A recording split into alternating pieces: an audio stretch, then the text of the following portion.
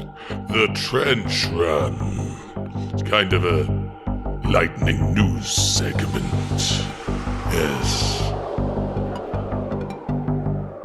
And welcome to Fandom's Blog Trench Run, the game show where we talk about what's going on in the world of movies and comics and video games.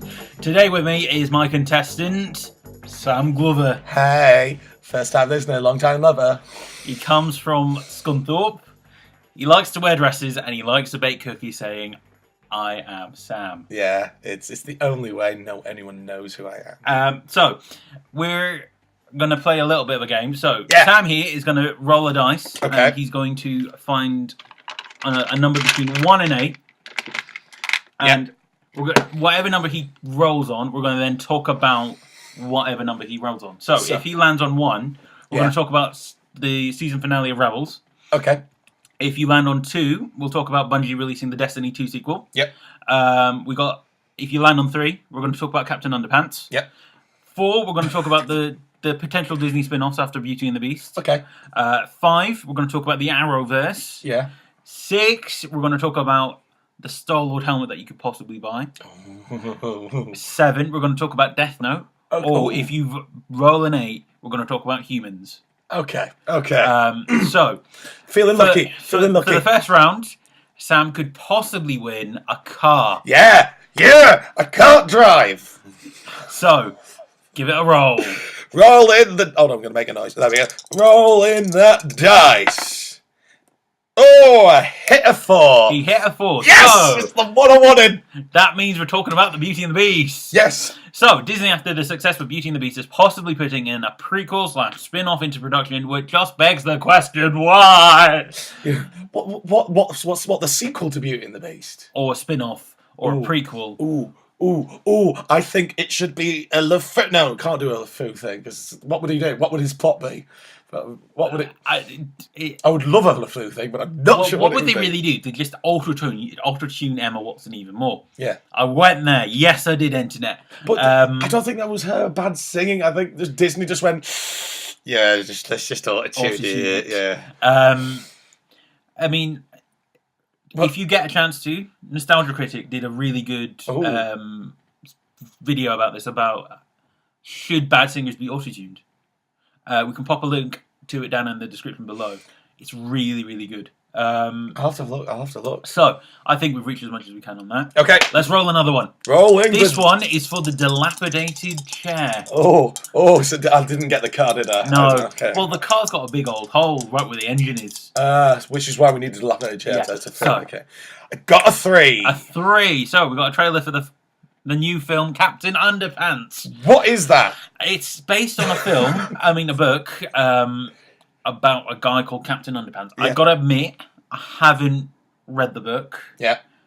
The trailer looks interesting. Isn't it a little kid just wearing underpants? No. It turns out Captain Underpants is, in this version, I don't know about the original, is a head teacher that gives two kids a hard time because they're constantly making pranks. And they end up hypnotizing him to think that he's a superhero called Captain Underpants. Okay. And the whole film is about trying to get him back to normal and trying to keep him out of trouble. Oh, so it's basically... It's like the big pet dog story, but... It's like the Fresh Prince of Bel-Air, every episode, just a film. That sounds fun. Yeah. That does sound fun. So, let's move on. Roll that! Now, this one is for the orange plant that only has one orange and is going slightly off. Oh, I don't want that. Well, I'm just going to lose this round. Easy. Okay. 6. That means, for all those Marvel fans that want to be like Star Lord, you can now be one step closer. Yeah. With the EFX collectibles replica Star Lord helmet for a meager $700. Not just $700. Just $700. No, it's not including postage and packaging. Sorry. It's already $700. That's just dickish. It's just just throw in posters and packaging. I mean, why would you want this? I mean, it's Star Lord's helmet. It looks nice, but if I wanted a Marvel collectible, I'd want Captain America's shield. Yeah, deal. So I think we've reached as much as we can on that one as well. Yeah. So this one is for the iPhone 9, but with the cracked screen. Oh, I can get that fixed. It's fine. It's fine. 5. Have we already done that one? No, we haven't done 5. Okay. So, Katie Cassidy's coming back to Arrow this season as part of the season finale and will be staying on the show as a series regular for season 6 as Black Siren. We've also got next Flash, Arrow, and Supergirl are on break for another month now. Yeah. And we got a look at future Barry Allen from 2024's Flash costume. Does he look like the one from the Justice League film? No, but he looks like the one from the comics, actually. He's got like all the big lightning bolts all over him. I like it. We got, what else did we get? Adrian Chase, the big bad guy for Arrow this season. I can spoil it here because most of the people that will listen to this. Yeah, and I'm not really watching it. Adrian Chase has now been found out as Prometheus, and the police are after him. And the dude is creepy. He kills marshals, and he's driving away, and he's whistling, "It's a beautiful morning." It's really creepy. Can I just say, in both like the Netflix Marvel stuff and the Arrowverse, why are the police terrible at their jobs? Actually, in the Arrowverse, the police aren't terrible in the work. But I mean, nice. Why does no one trust them? Well, to be fair, in Arrow, the former head of one of them was working with a bad guy for a while. So that kind of destroys your trust in the system. Same with the Netflix one, but the idea of, but the whole point isn't the whole point you meant to trust in the system?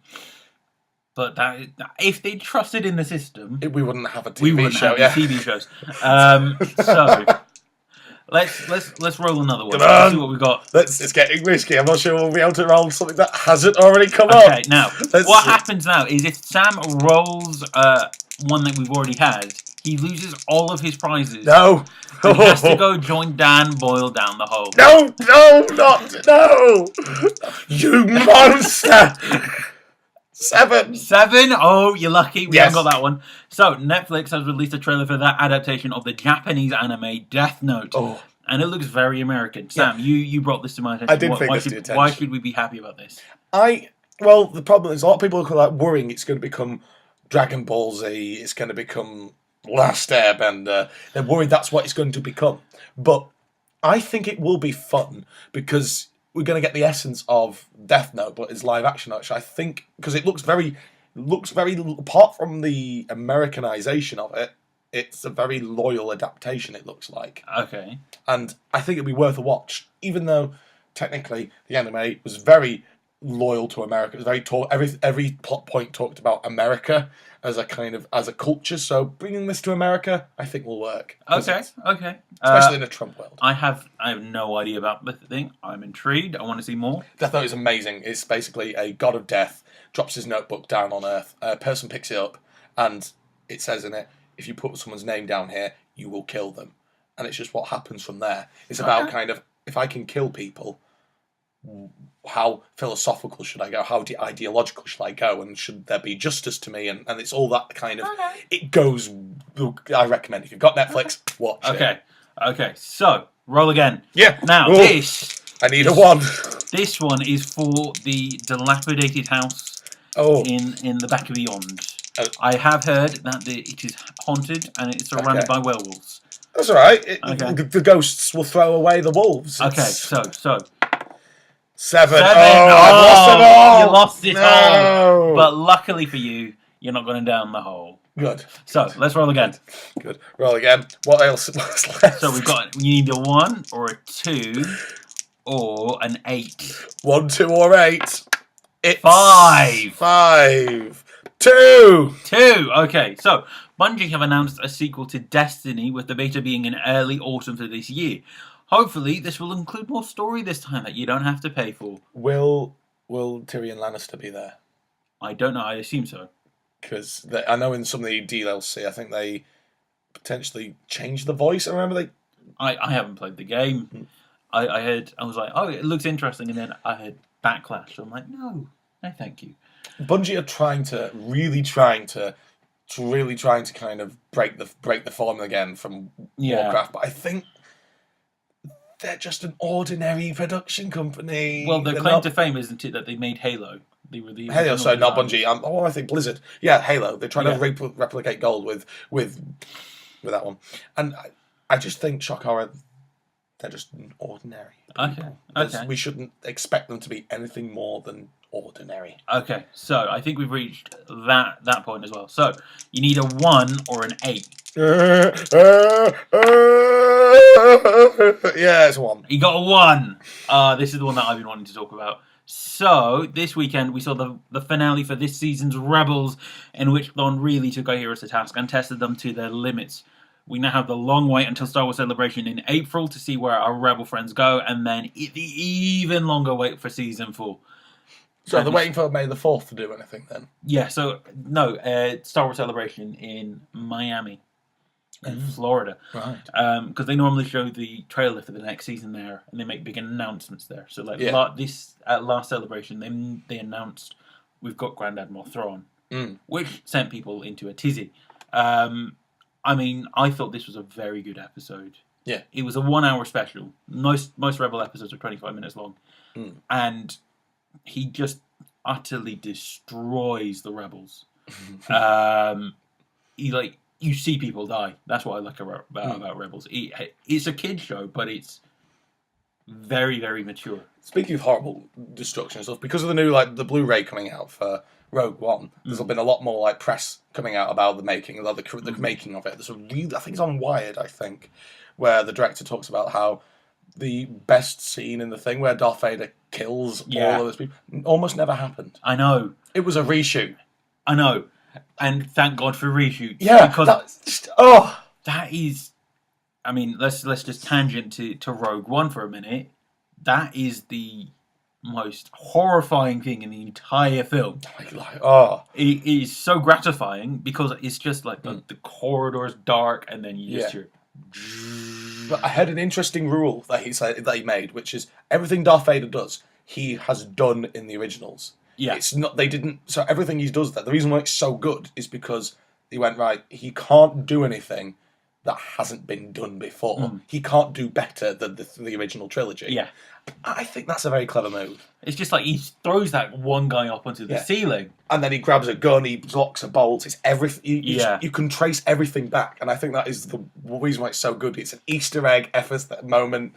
Everything just... I love that. So now all you have to do is hit an 8. Okay. And if I don't, I lose everything. Is that... Well, you've already lost everything. Oh, you rolled 5 earlier. Yeah. Now, for the 8, if you get the 8, we send a message to the army of hobos that have Dan down the hill. Yeah.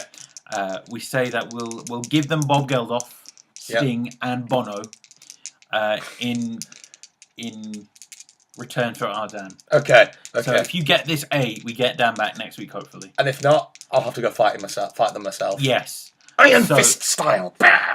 Well, actually use the iron. Oh, he got a 7, folks. I have to fist them. Iron Fist them. Good. I'm glad you clarified that. Okay, so that's it for this week. We can't talk about humans. Because it's... Yeah, I didn't get it. So...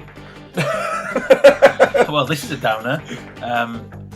Thanks for listening, and... I'll have to go fight Dan. Dan! Go fight for Dan. Dan, going for you then.